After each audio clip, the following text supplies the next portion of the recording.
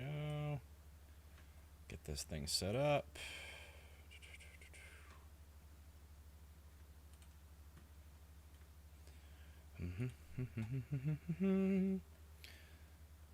Hello. Hello, what's up? Alright.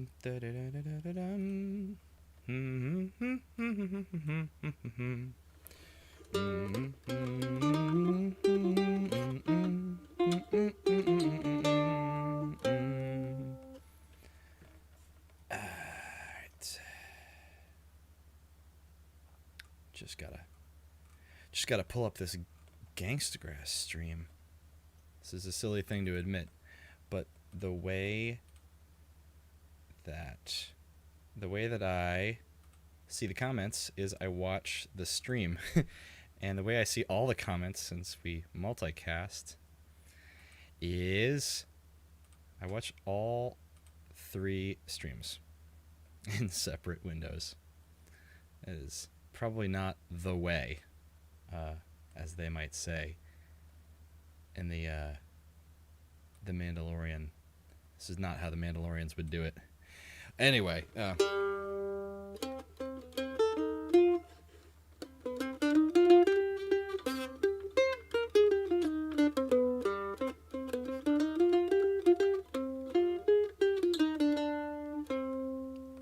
anybody name that tune?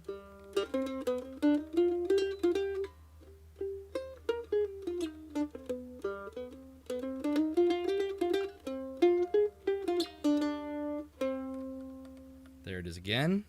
Here's the B part.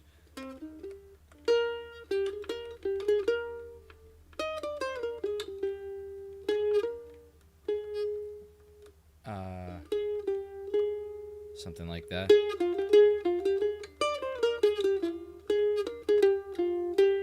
Right? Okay. That's it. That's it. Yeah.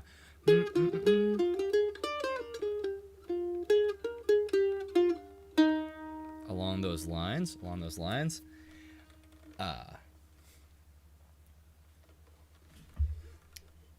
And then back to the beginning again.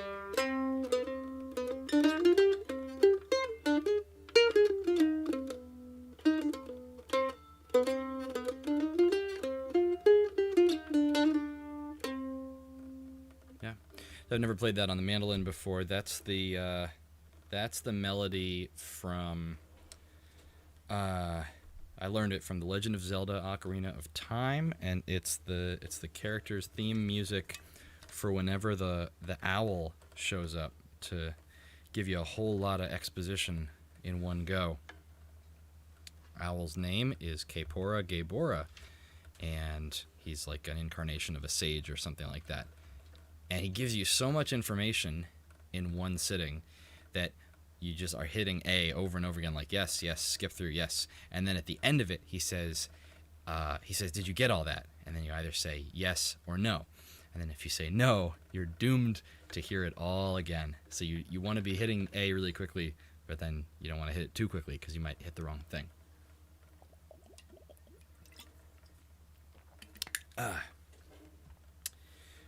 What's up, everybody? This is Danjo. I am coming to you from Central New Jersey.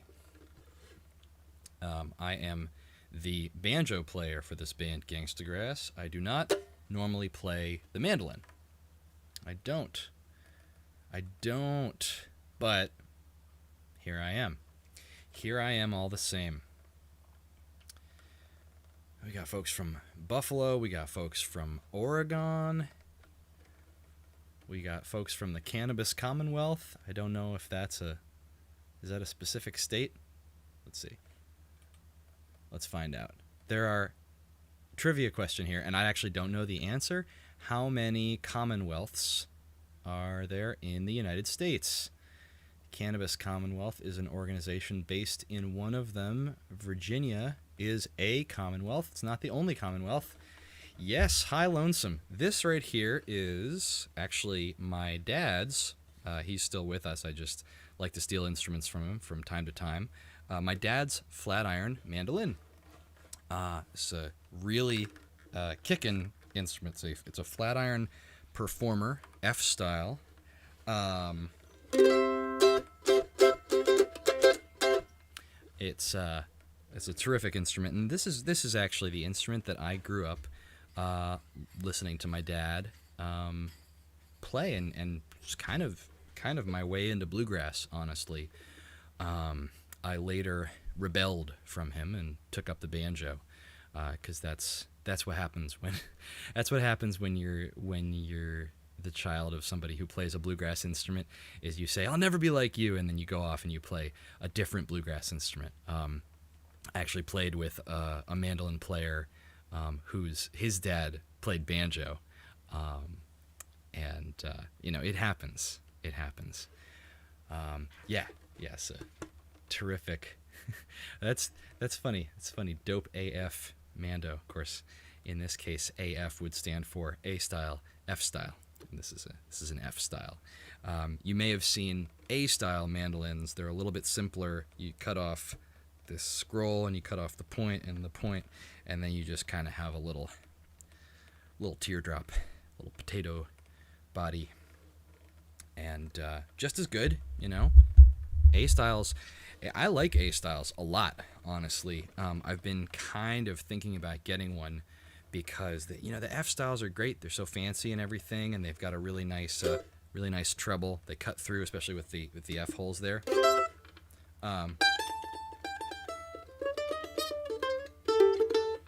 It's a great instrument, but the A styles, especially the ones with the oval sound hole, kind of like a guitar, have an undeniable richness, especially on that low G. I mean, this is pretty good, but imagine that, but like.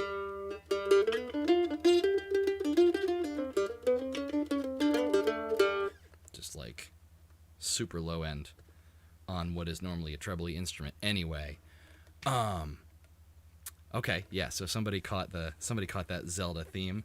The reason why I am, and Sue's got it, 4 Commonwealths. I'm assuming that's the correct answer. 4 Commonwealths, and Jason, looks like Jason got it. Wait, yeah, Massachusetts, that's those 4. All right, well, 2 people agree on it, so that must be the right answer. Thank you, Internet. All right. So, good. Everybody's got it. The reason why I am playing that tune, the reason I'm playing this instrument is just because I picked it up and it's small. I've actually been playing it for my kid a lot. Mandolin, definitely a fun one to get into if you have a baby. Reason why I'm playing this tune is because it came to my head when I was playing a similar tune just now. I might lose some of you where I'm going here because I know not all of us are on TikTok. I'm actually not really on TikTok, but I read the news, and when stuff makes it out of TikTok into the news, just like when stuff makes it out of Reddit into the marketplace, I do try to take note, because pop culture is important, and there's this thing that's been happening on TikTok. Can anybody guess what it is that I'm talking about? Oh shoot, now I have the Zelda thing in my head, so I got to get back to the thing I was gonna do. Oh shoot. You ever have that happen where you have 2 songs that are very similar to each other, and then the one of them, like, you keep getting distracted thinking about okay, let me just play the Zelda thing one more time to get it out of my system.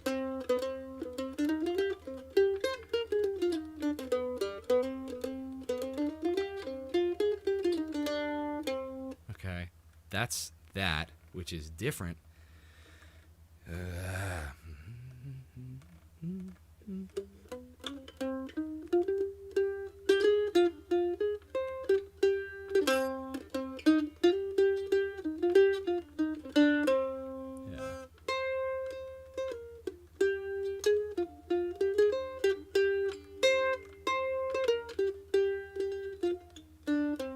There it is.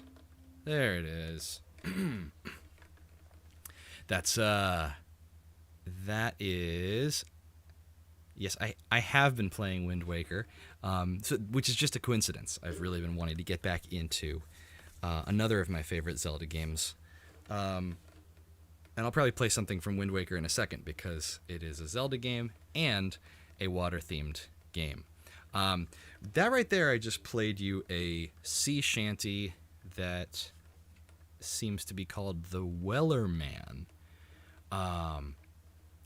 which is just great. It's a great tune. Nice little tune. Old folk tune. We like it. We like our old Celtic folk tunes over here in the bluegrass hip hop land of Gangstagrass. It's a nice old sea shanty, and for some reason, and I'm trying to understand this because it's good to understand things, right? For some reason, this sea shanty picked up in less than a month. It just got really, really popular on TikTok. Look it up. You can find a version on Spotify or whatever if you're not on TikTok. Bunch of videos on YouTube of people adding their own contributions, because that seems to be sort of the thing with TikTok, is that like you can stack, it's less about like here's me, it's more like I'm part of this conversation, which is pretty cool. So this guy Nathan Evans, I think a postal carrier, puts this video of him, and he's just singing it. He's just singing it a cappella, no instruments or anything. He's just like, and he's pounding out the beat, on his leg, I think. I don't know, pretty loud. So he does this, and he's singing this sea shanty, and he just took over the friggin' internet. Let me see if I can.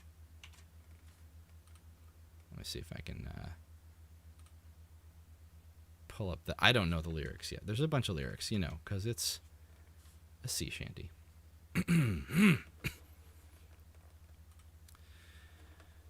Well,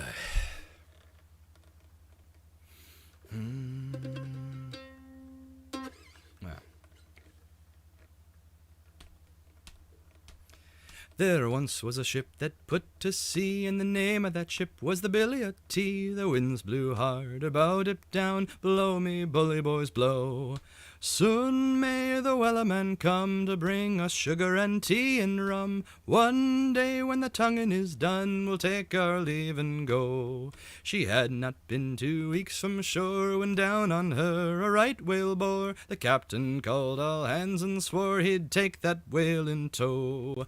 Soon may the wellerman come to bring us sugar and tea and rum. One day when the tonguing is done, we'll take our leave and go.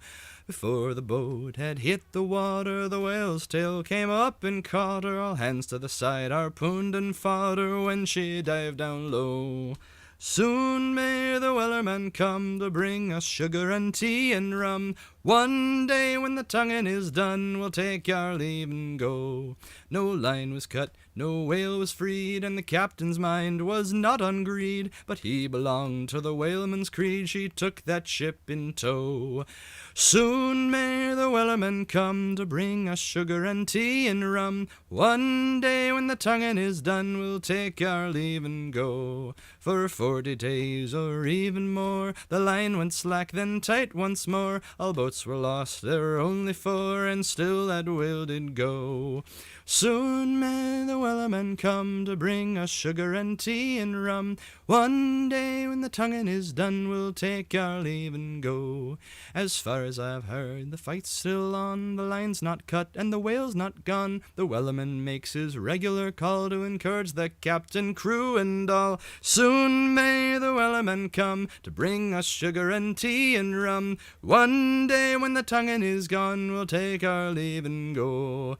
Soon may the wellerman come to bring us sugar and tea and rum. One day when the tonguing is done, we'll take our leave and go. That's a sea shanty for you folks. So now, for some reason, just got super popular. This guy does just a bang up job with it a cappella. And I think he stacked a few voices behind himself, and then other people, they'll take that and say, "Oh, it's nice. I'm going to add something to it. And a bunch of people added just their own voices. A few people added instruments. I haven't seen a mandolin, but I'm sure there's one out there already. Fiddle. I've seen somebody do banjo.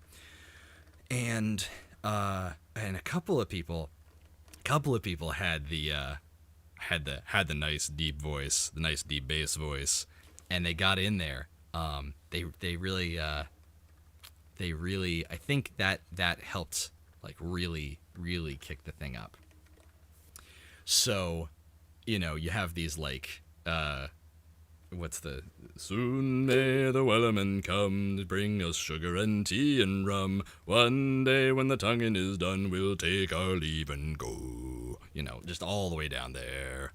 And it, it's so fun. Like it's right into they're doing it right into the little like dinky little headphone mic. Nothing fancy at all. But like, I think that's the thing about TikTok is it's both really accessible, like I'm just screwing around on my phone, but also listen to my supernaturally low voice.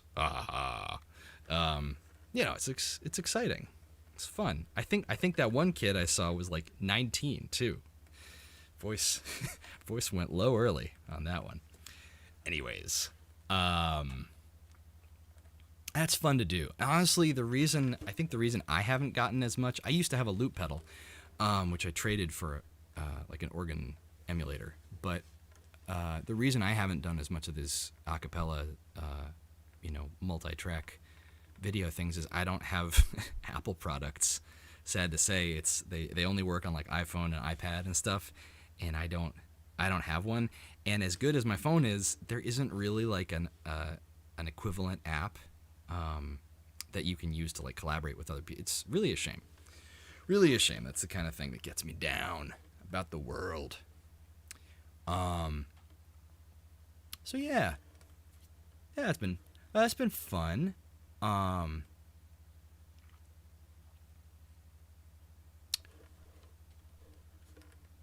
So what's everybody been up to? Working on sculpture. That's good.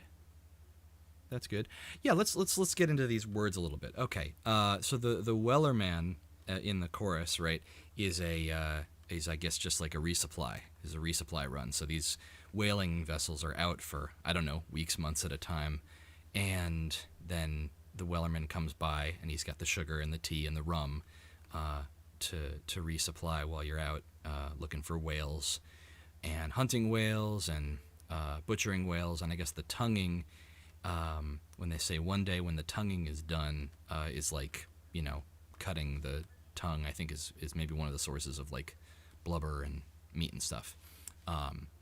So once you catch the whale, you bring it on board and you cut it up, and you use every part of the whale.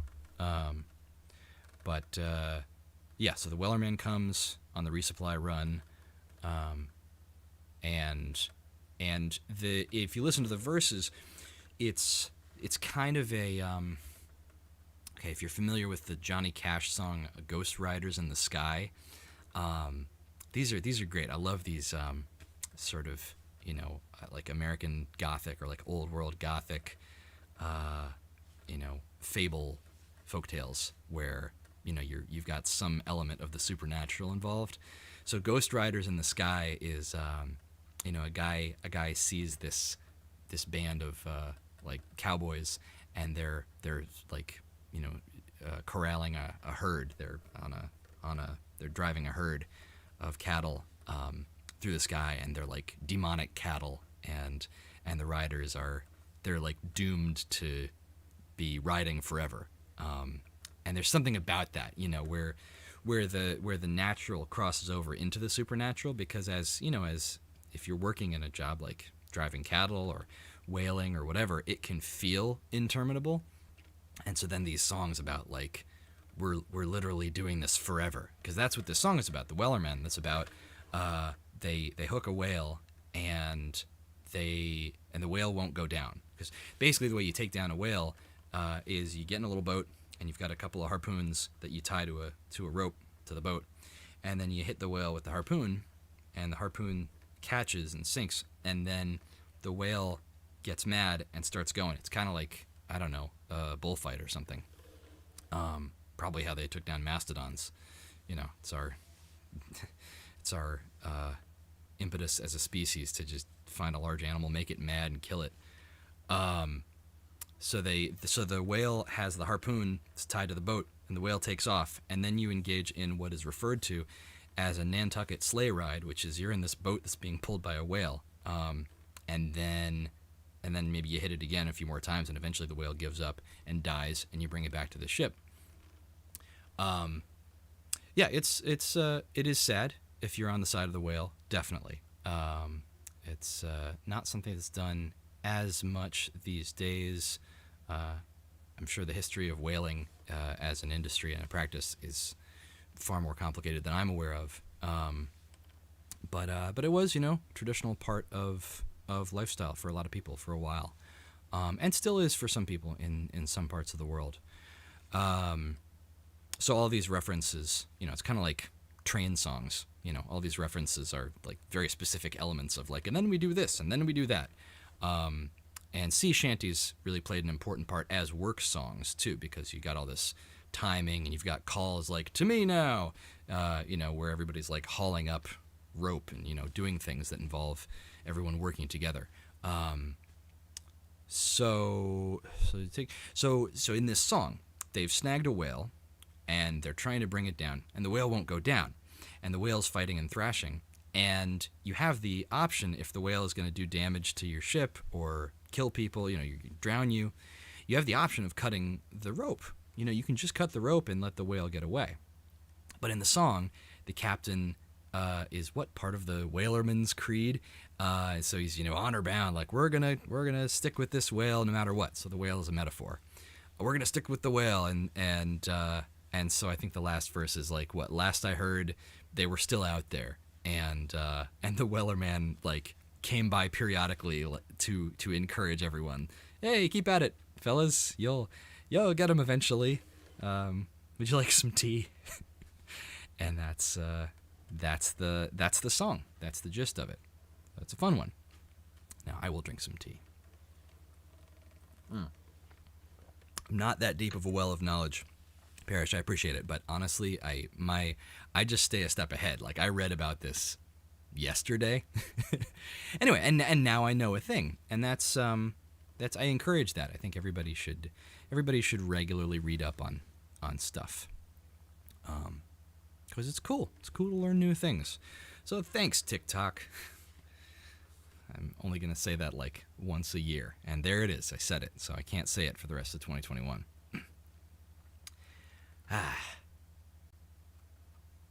So,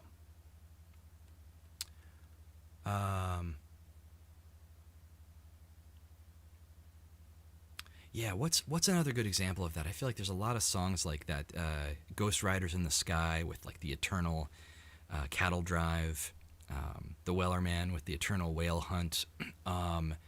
There was one called, I think it's called like Another New World or something like that, by Josh Ritter, about like exploring the Arctic and searching for the Northwest Passage. And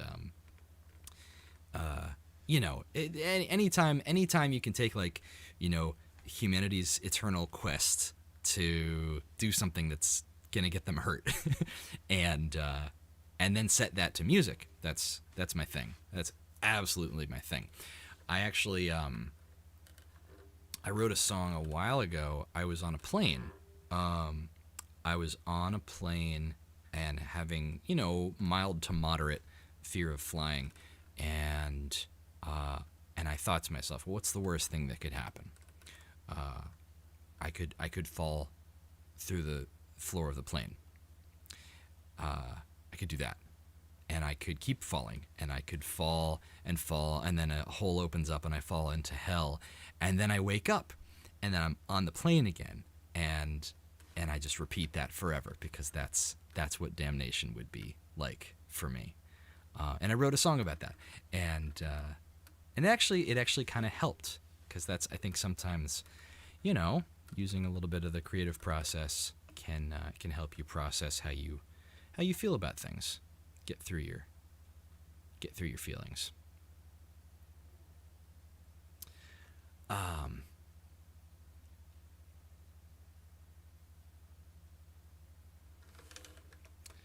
So.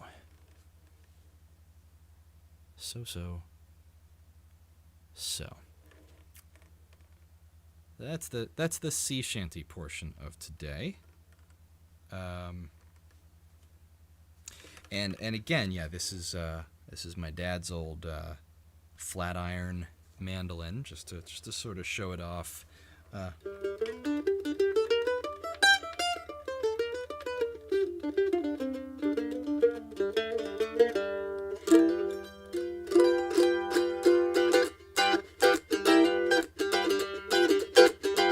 Mandolin is great. Mandolin is such a nifty instrument. If you're not familiar with it, it's really, you can see first of all it has 8 strings, and it's roughly the size of sort of a larger violin, and it's the same tuning as a violin, which, violin only has 4 strings. Mandolin has 8 strings.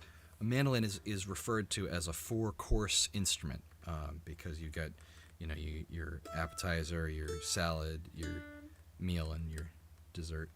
No, that's not why it's called that.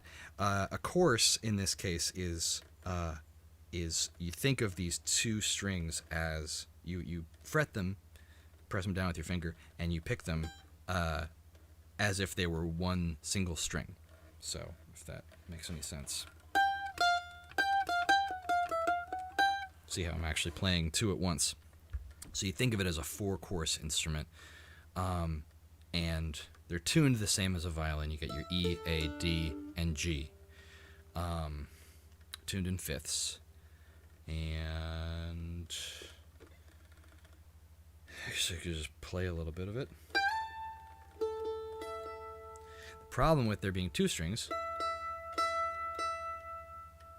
you can kind of hear what happens when the 2 strings are like, they've got to be really right in tune. Like, if they were way out, be obvious, right? So, right, there's one and the other, not at all the same note, which you can actually do some fun stuff with that.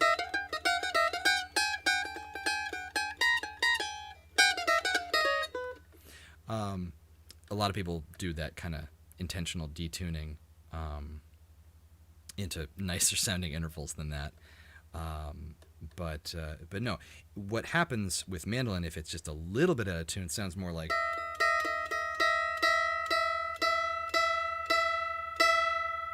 You can kind of hear that now, right? So it's a little bit out. And what happens when you hit both at once, you hear there's a kind of a shudder, like a vibration.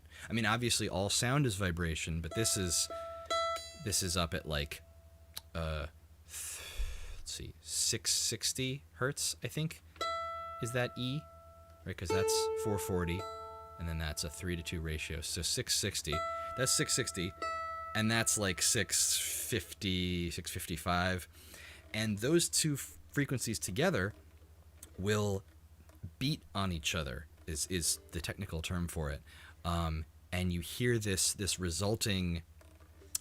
What would be? There are a lot of examples of this. It's basically sort of like an example of harmonic resonance gone wrong.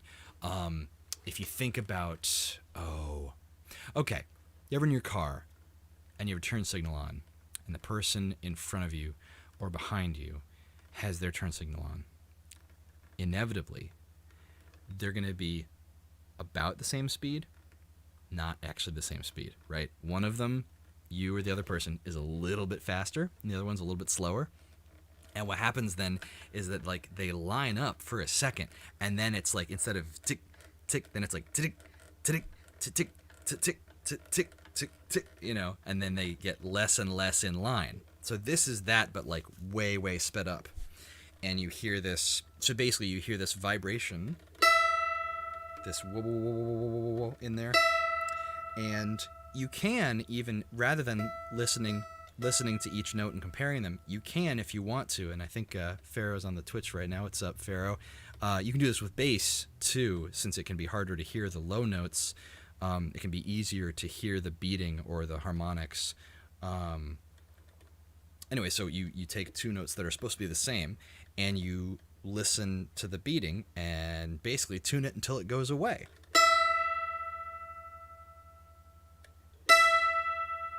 Still there. Can you hear it? It's now it's slower. Now it's like wah wah wah wah wah wah wah, as opposed to earlier it was da da da da da da da da. Now it's wah wah wah wah wah. And I'm at this point, I'm honestly not entirely sure whether I'm not there yet or I've overshot. Okay, I think I'm still a little bit low. I don't know if you can hear any of this, honestly. I can hear it on my end. But when it goes from wah wah wah wah wah and it just slows down to stop wah wah wah, that is one of the things I enjoy about being a musician. There we go. Nice clean sound. Actually, I don't think that's perfect though.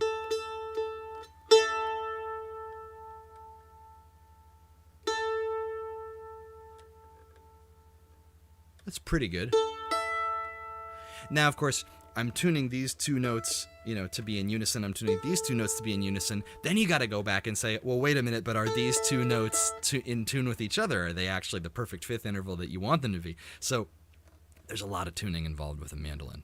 Banjo tuning is challenging too, but in a different way. With a banjo, you have to worry about like the tension of the head and sort of the combined tension of the strings pressing on the head. And if you tune one thing, the other thing actually moves a little bit. That's fun.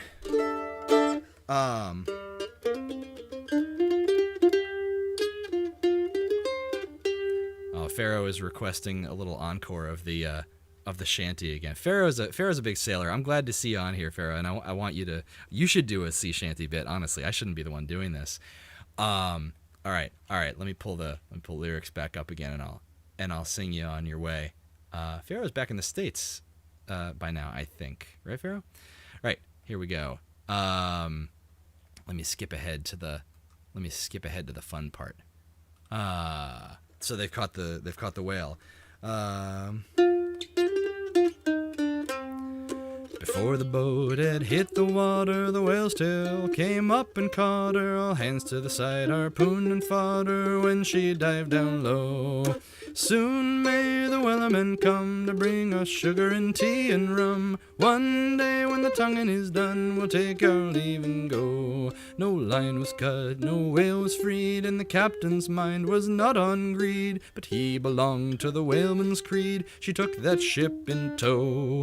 Soon may the wellerman come to bring us sugar and tea and rum. One day when the tonguing is done, we'll take our leave and go.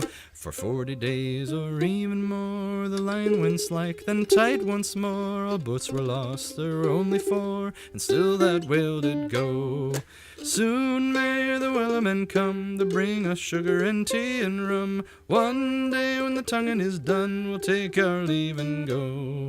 As far as I've heard, the fight's still on, the line's not cut and the whale's not gone. The wellerman makes his regular call to encourage the captain, crew, and all. Soon may the wellerman come to bring us sugar and tea and rum. One day when the tonguing is done, we'll take our leave and go. We'll take our leave and go. Seriously, the bass vocal thing is like, it's like half of the thing. I'm convinced that it didn't really take off until somebody was like, soon may the wellerman come. Because come on, who doesn't love that, right? Is this the thing? That's absolutely the thing. Anyway, yeah, and I was doing a little bit of the melody on the mandolin. And of course you can do one of the biggest things with mandolin, especially in bluegrass music, is this nice rhythmic chop.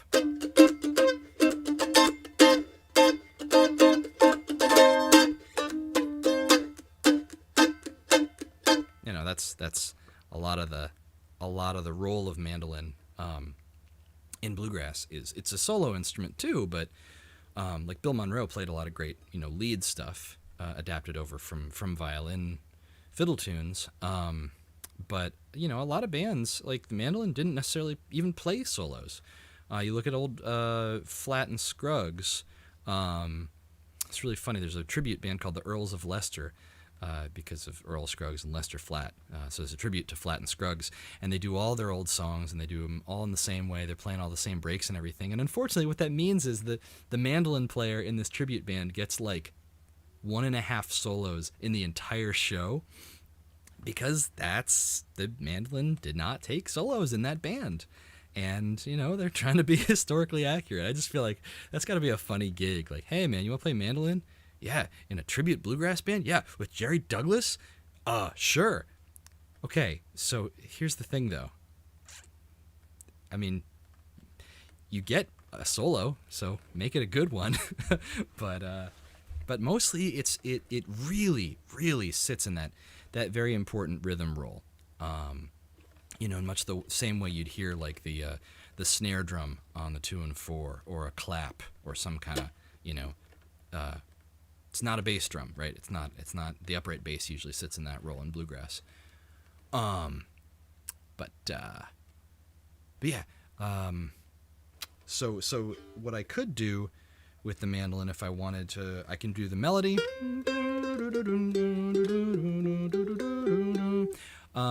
I could do just sort of a muted rhythm chop. I don't know if I'd want to do that on the beat, right? Because there's that really thuddy, hit your leg type of beat in the original there. So what I could do is like a traditional bluegrass offbeat. Soon may the wellerman come. That's the sort of thing that you'd hear in bluegrass. On the in-between beats. I guess I could probably make up some other thing, but at that point, the thing about progressive music is you never really want to depart too far from the original source material. And this is spoken as somebody who's in a bluegrass hip hop band, and I realize that. I know how that sounds.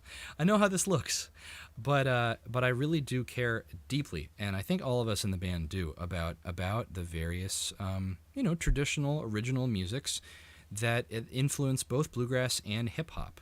We take it really seriously, and it's stuff where we like adapting things and doing covers and doing fusions. But we always want it to retain some of what makes the original so powerful. I mean, you put it this way, you don't want to just use the idea of mandolin or banjo or rap, for instance. You wouldn't want just somebody just like making rap sounds, because it's aesthetically, it sounds like hip hop. You want it to actually be good.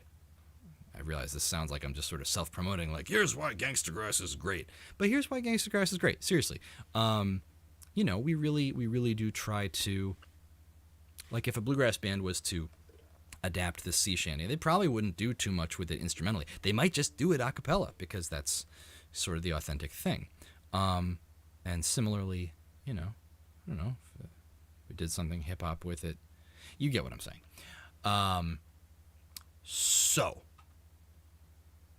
So that's I guess the other thing I could do with the mandolin if I wanted to would be do some chords. And these a cappella solo melodies, sea shanties, didn't necessarily have chords initially. In fact, a lot of folk melodies don't originally have chords. And chords, people ask, like, what are the chords? What are the chords?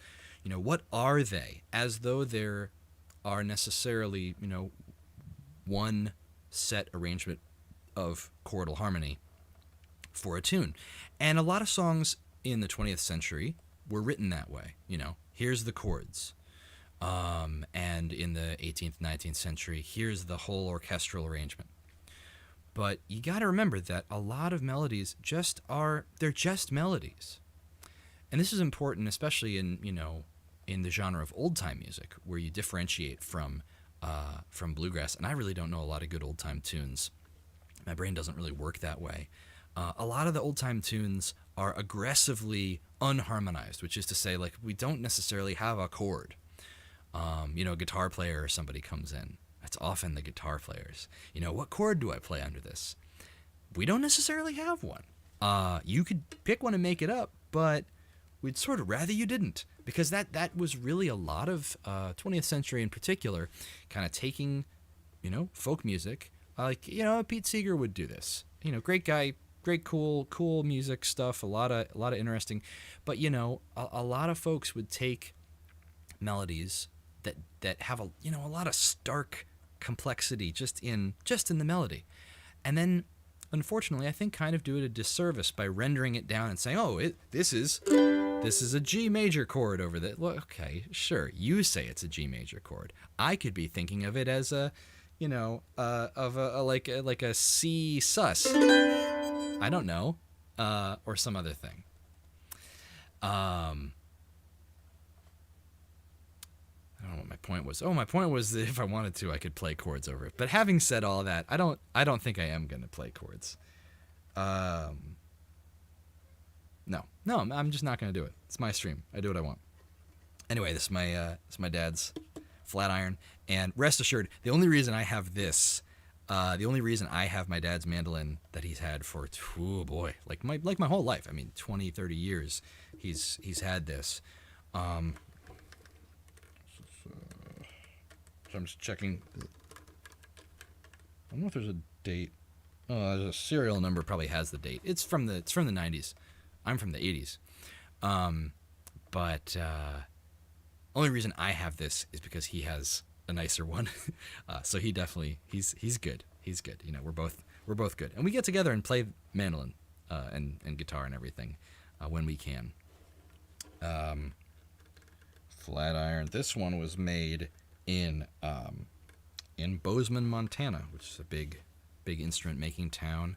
The Flatiron folks later, I think, went over to start Weber, and I also have a Weber mandolin kicking around somewhere here from, I think, the same place. Yeah, it's just so nice. I'm gonna take it off and just I've also recently, the thing I recently did, well, the best thing you can do with an instrument often is change the strings and then keep it hydrated, especially in this weather. But with mandolin, there's a cool thing that you can get, and it's called a tone guard. And basically, it's like a metal frame, sort of hollow, wire frame that clamps harmlessly to the side. You could totally remove this without hurting the finish or anything. But the idea is that the back of the instrument is fairly resonant. When you play, the whole thing is just vibrating and singing. And if you have it pressed up against your body, you're gonna. I mean, it's like if you put your hand on the soundboard, you're gonna mute it a little bit. Not a whole lot. People do this all the time. It's fine. But if you wanted to get just that much more tone and sound out of the instrument, the theory is that you put this thing on it and it holds it away from your body. Be right back. I'm gonna get a different instrument. What instrument am I gonna get? I don't know. I'm gonna think about it. I'll take suggestions.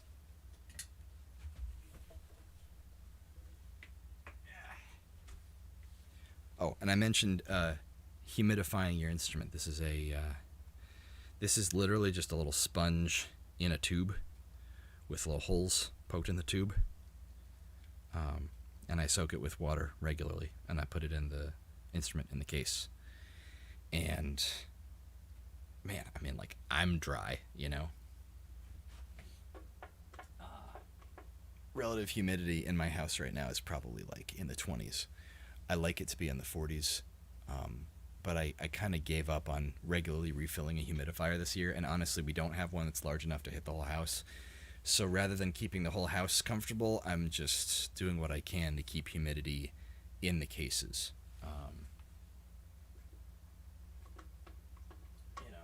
It's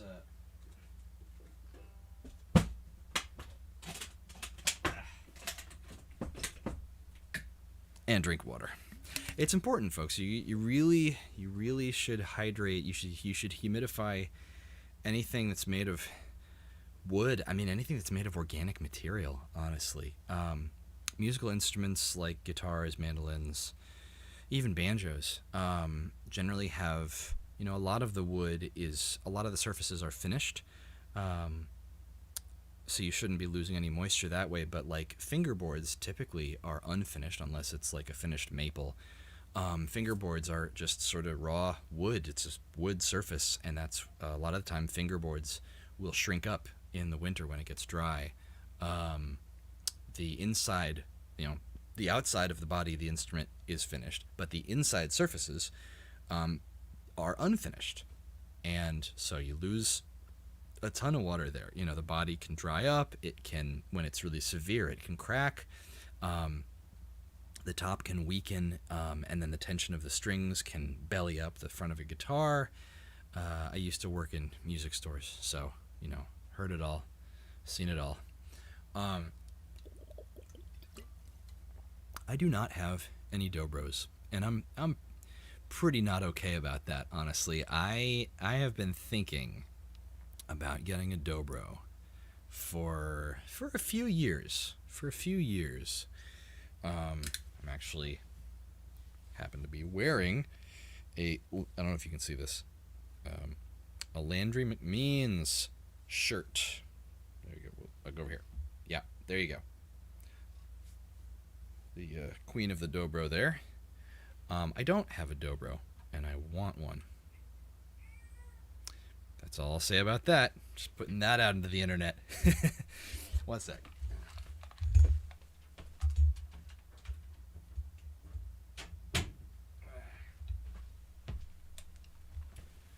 So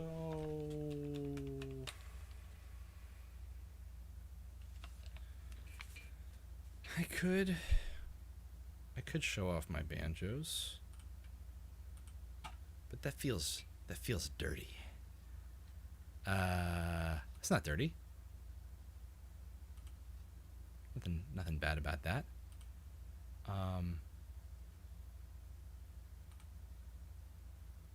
Let's see. You know, at one point, Wrench suggested that I talk about the relative merits of the Pokemon show theme song and the Digimon show theme song. But I'm gonna need to see. I'm gonna need to see that some people in the comments have any idea what I'm talking about. I don't wanna waste anybody's time. I feel like if you're over 45 or younger than 25, both of those might just kind of go right by you. Popular TV shows from the late 90s, early 2000s. So that was my time. Love that time.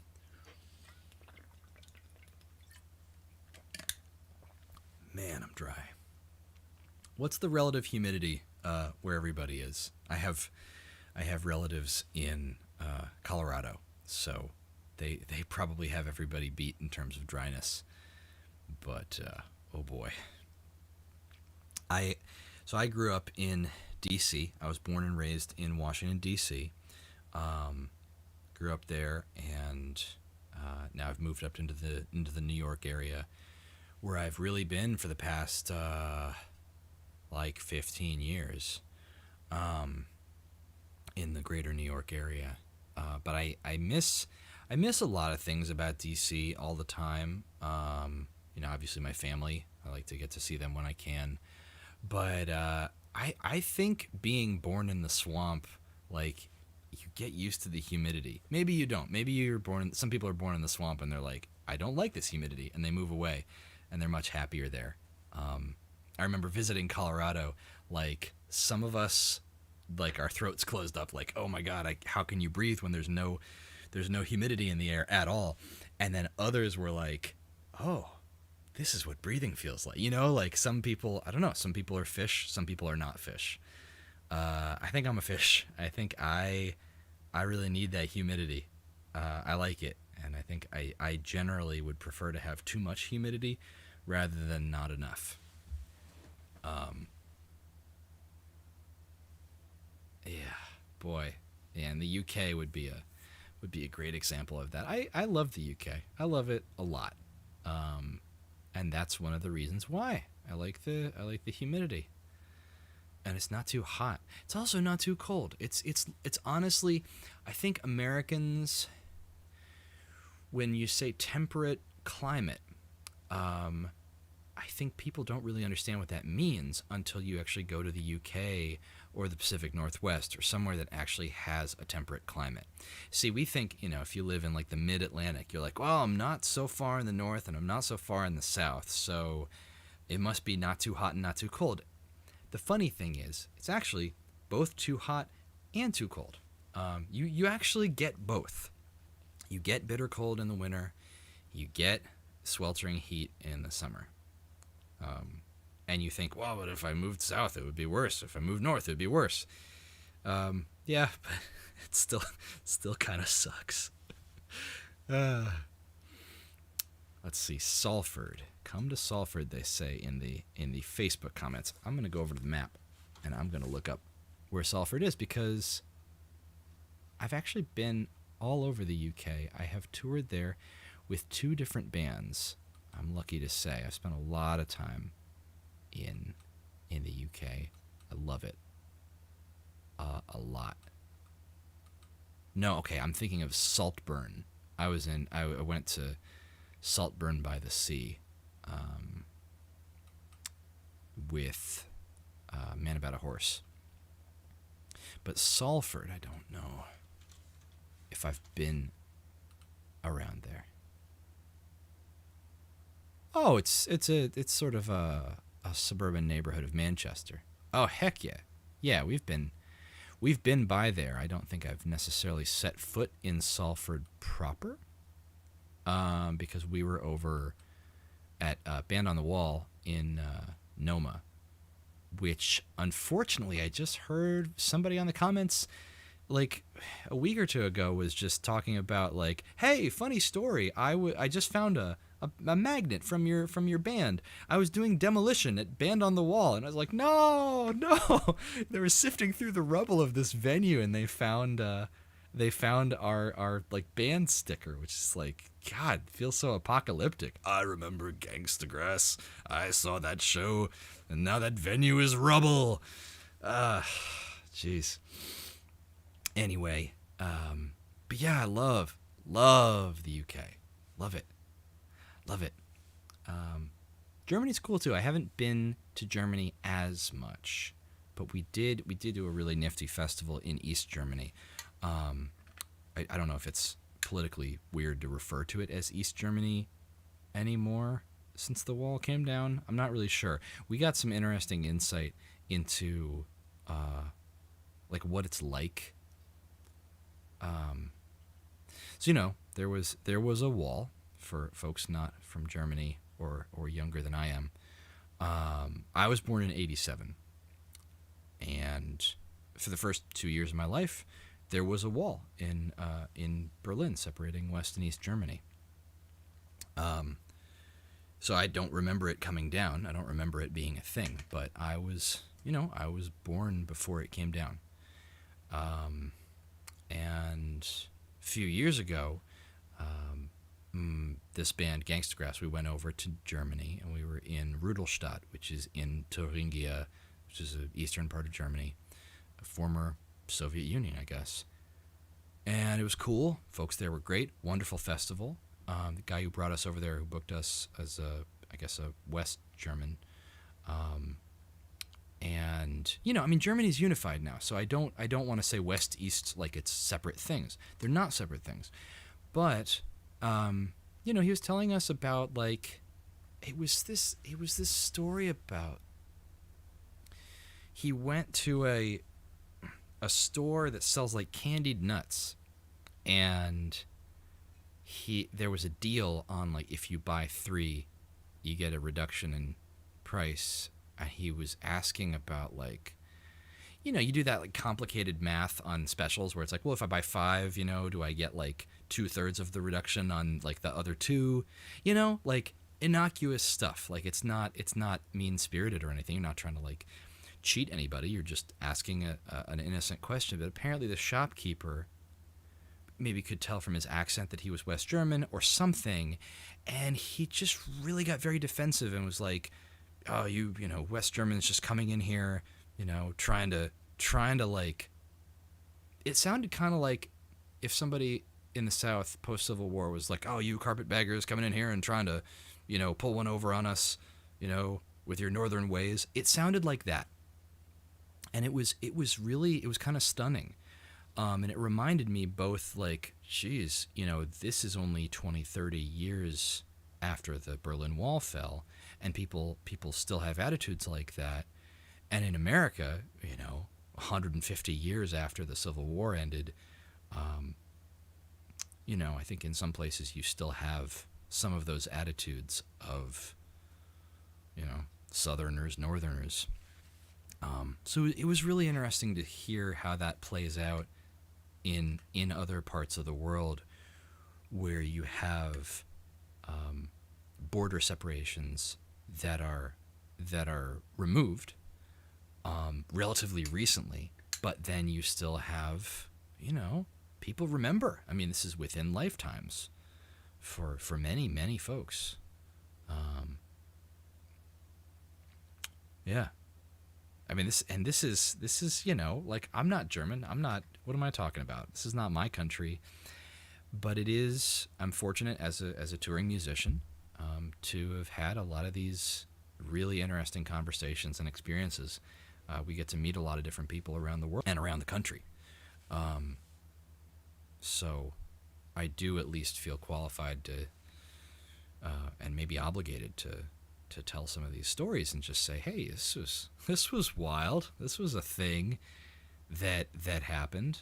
And I think, make some connections when you think, gosh, if that's how it is there, how is it here? Anyway, I was probably going to get music instruments or something like that. I'm going to, yeah.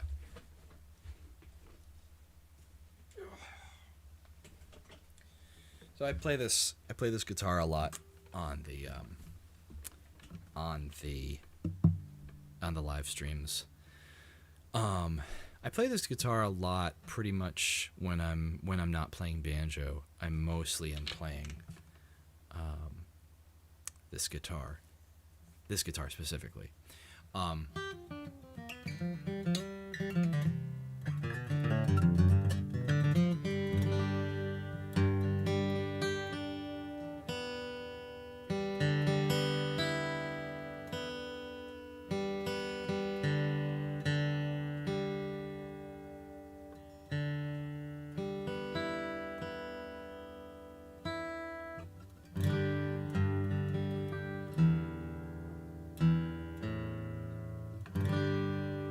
There we go.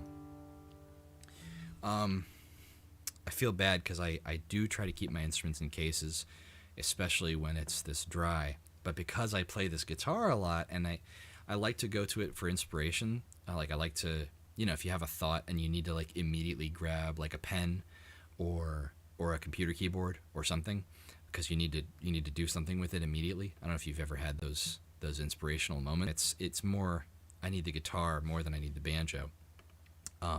So I like to have it out. I like to have it out and ready to go, just on hand. And the problem with that is it's getting really, really dry. And I can tell how dry it is because I'm really ashamed to admit this, but if you run your hand, this is a superbly handcrafted instrument. This is a Martin guitar made in Nazareth, Pennsylvania. I've been to the factory several times. I had it reconditioned a couple years ago. When that's a separate story. Martins are very well made. So right now, if I run my hand along the side of the neck, the fret wires are protruding just enough that you can feel the sharp edge. And if your hands are also really dry, it could actually shred you up a little bit. That's not supposed to happen. And it's not because the instrument was made, like, it's not like they cut the frets too long. It's actually the fretboard I mentioned before. That's an unfinished piece of surface of wood right there. It's actually drying out and shrinking. It will, eventually get humid again and expand, and everything will be the right size. But I am not happy that I've allowed that to happen. I just noticed the other day. So I am going to put it back in the case because I need to keep it. I need to rehumidify it now. I'm going to have to probably be a little more aggressive and like throw a bunch of wet sponges in there or something. But this is, folks, I'm gonna look at the camera to make sure I'm really showing it off. This is a Martin Dreadnought style D18 guitar. Martin has been making instruments for, I forget how many 100 years, a while. They've been doing it for a while, and they're great. They're terrific. The instruments are wonderful. They're pretty sort of classic and traditional in the way that they're built. And for at least anything made in the 20th century has pretty solid retention of like, maybe they're not all collectible, but if you're buying a Martin in any condition, it's going to be something of quality. And so there's a very strong resale market for them. So I could very easily just go out and buy a Martin from the 50s, 70s, 40s. If I have $20,000 lying around, I'm sure I could buy a nice Martin from the 30s, or like late pre-war 20s. Now I'm getting away from myself. I played one like that. We were in Nashville. I picked up a guitar. I looked at it. It said $20,000, and I said, I wonder what that sounds like. And it wasn't like, ooh, this is like super bright, it wasn't like super loud. It honestly, I picked it up and I felt like, oh, I'm sitting in a rocking chair by a fire, and Norman Blake is there, and there's my grandmother. It's like, it was very clear and smooth. Anyway, point is, Martins are great. They're terrific. They have a lot of value to them, and so of course, you would not be making a mistake to buy one used. Why then did I buy this one new in 2014?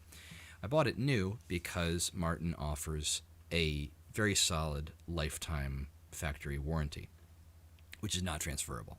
So if you buy a used one, you don't buy a warranty. You can't. That's only the original owner. So this is kind of a, it was a meaningful purchase for me to make. I'd always been aware of these guitars, and I felt like I'm probably going to, collect a good many instruments, buy some, sell some, trade some, and that's a fun thing to do. But I figured, this is probably going to be something where I really want to own an instrument, buy it new, and own it for many, many years and enjoy it as it matures. So I'm getting sentimental now.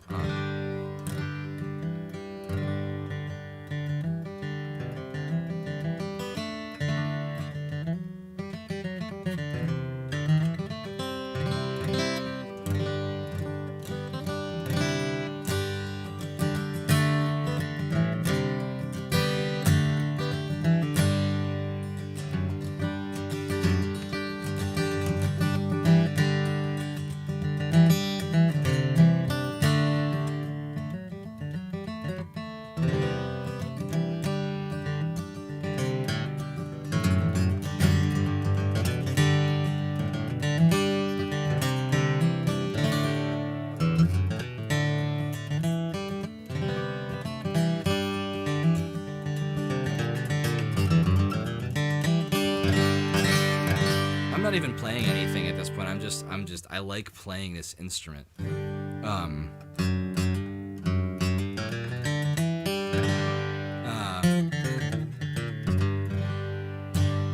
was talking a lot about Tony Rice recently because he just passed on Christmas Day of last year, and One of the things I love about Tony Rice is just his bluegrass rhythm guitar, not the hot solo stuff, which is great too, but you know.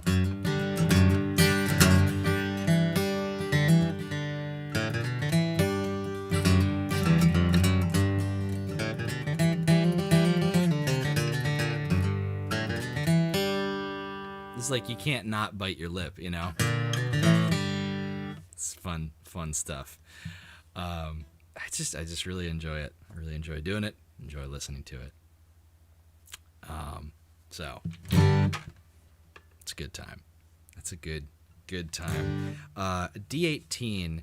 The letters and the numbers all mean things. The 8, I think, it just sort of denotes that it's good. The 1, there's like D18 is one of the more popular models. The D28 has kind of become like their signature model, and the 28 indicates that the back and the sides, so the back and the sides and the neck are made out of, on a D28 it would be rosewood, East Indian. These days it used to be Brazilian rosewood, but I think that might be a higher end. Maybe like the HD28s or different guitars had the really, really nice and now very endangered and very hard to find Brazilian rosewood. And actually a lot of these woods are becoming more and more endangered, which is really not a good thing.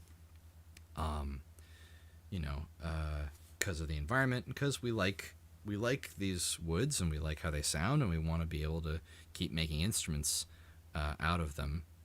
But you deforest too much, and suddenly there's not the trees anymore. That's my expert opinion on that. There's not the trees no more. Boy. Anyway, better minds than mine are working on that problem. But with a D18, it's not made out of rosewood. You can see here with the grain and the beautiful color. This is mahogany. I think it's Honduran mahogany. I would have to look that up. Again, it's a 2014. Somebody should know this. The back, the sides, and the neck are made out of mahogany. And mahogany is one of my favorite tone woods to make an instrument out of. My first good banjo, my Stelling Crusader model, is a mahogany banjo. You don't have a lot of mahogany banjos, but I love the sort of the depth and richness of tone that it provides to a banjo, and also to this guitar, and all D18s. If you love mahogany, pretty much the only better thing would be to get a 15 model, like a D15 or a 0015. The 15s are the back and the sides and the front. So this, you've probably seen these in music stores because they're a little bit less expensive. They don't have the spruce top. The top is also mahogany, and it's just super, super rich. It's kind of like eating straight chocolate instead of like chocolate with like pie crust or something. I don't know, pastry dough. You want the pastry dough to balance it out. But if you wanted to just like eat fudge, you get a 15, and it's buttery. It's so rich. It's so good. Yeah, people definitely remembering some Germany here in the comments. Yeah, we've got Germans in Facebook, Twitch, and YouTube. All right, that's a solid representation. Not to be outdone, we got folks from Oregon. Jeffrey has a question about a concert that we were playing in Portland, and you got there midway through a song in which I played a banjo solo with lots of effects. If I can get it set up in here, I might even just like maybe in 2 weeks, because I'm kind of trying to do this schedule where I do like 3:00 Eastern every other Wednesday. So maybe the next time I do this, I could even go through what some of those effects actually are, if people would be interested in that. Anyway, the question here is there any chance you know off the top of your head what song it could have been? I would say generally I don't really let loose too much with the